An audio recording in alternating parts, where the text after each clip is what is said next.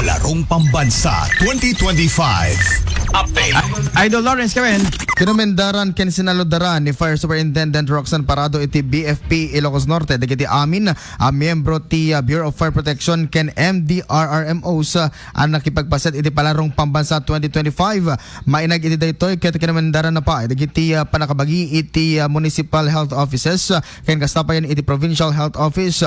Daytoy ket kalpasan nga dagiti naawanan ti puot, nablo, nasugatan ken nadumapay nga pasama ka kadagiti mismo nga delegado iti Palarong Pambansa 2025 ket dito nga insigida iti panag-rescue da kadakwada kun ti Fire Chief Inspector na sayat launay ta kompleto da iti gamit para kadagiti atleta malagip akadwa pa dagiti MDRRMO ken BFP iti MHOs when Municipal Health Office ken ti doktor da amang taming kadagiti pasyente iti agdama ket nakadesignar dagiti kameng ti BFP kadagiti billeting schools ken kadagiti lugar apagay ayaman para ti IFM News Idol Lawrence Corpus Martinez, Tatak, Aramen.